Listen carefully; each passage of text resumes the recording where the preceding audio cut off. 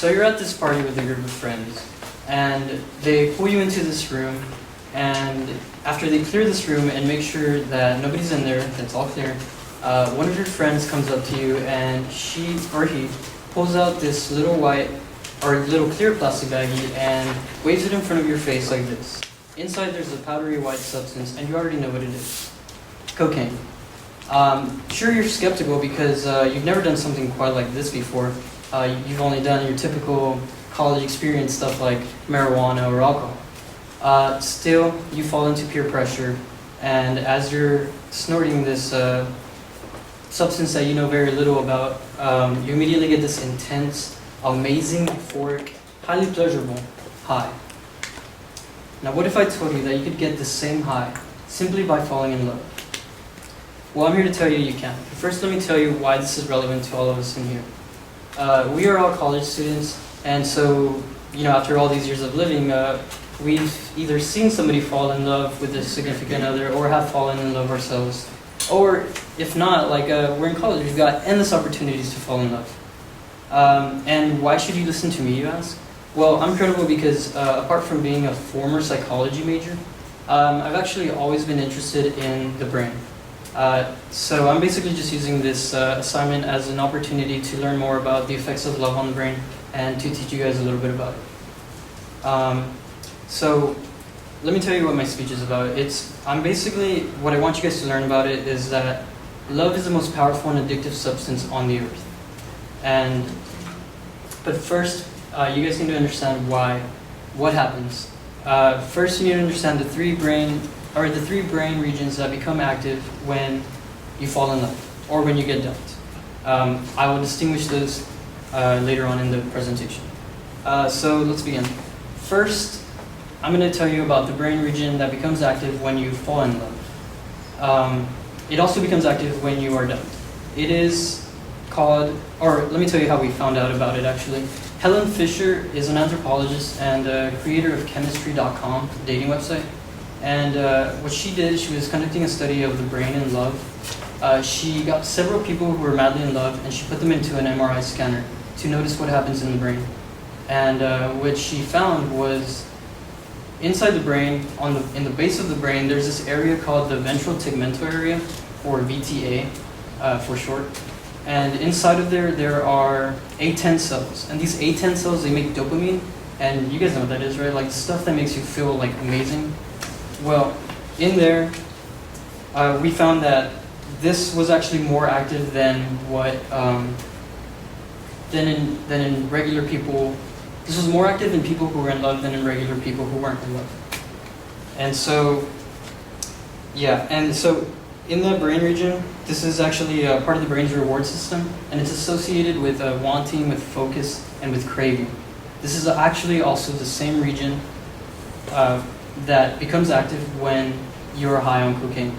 So you can see how those two are similar and how they can associate together. That's why when you fall in love, you feel all giddy and you feel very happy and you want to be with them forever. So, according to Shauna Springer, I almost forgot, this is actually as close as we can get to that cocaine high without breaking any laws. So, yeah guys, fall in love. Oh, actually, romantic love is not just a high. It's an obsession. It possesses you and it becomes very, very addictive. It's actually got all the characteristics of an addiction: tolerance, withdrawal, and relapse. Okay, so now that you guys learned about that first brain region, let's talk about the next brain region, the next brain region that actually becomes active when you are dumped. This region only becomes active when you're dumped and not when you fall in love, unlike the other one. This brain region is associated with calculating your wins and your losses. So basically, this becomes active when you are gambling, because you're calculating wins and losses. And according to Henry Chase and Luke Clark, these guys published an article in the Journal of Neuroscience. According to them, near misses, like when you just lose, you the same brain region actually lights up as when you win. So like that's why when you just lose, you're always like oh my god, like so close, right? Well, that part of the brain lights up when you are dumped as well. So let me tell you about the next and final brain region that becomes active when you're dumped.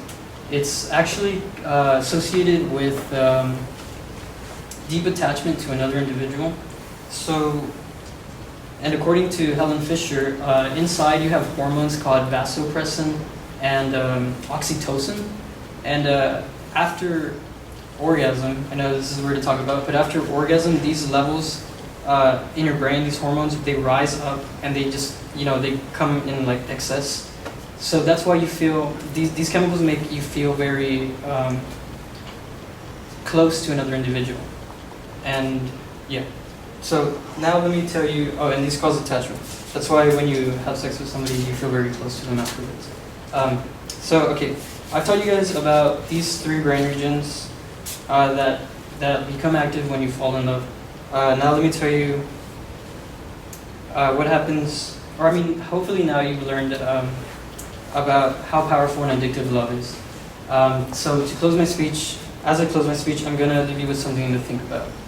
Since the same brain regions that become active are similar to, or when you fall in love, are similar to those of when you're on a cocaine high, would you think it's a smart idea to make a binding decision like buying a house just because it sounds perfect in that state of mind?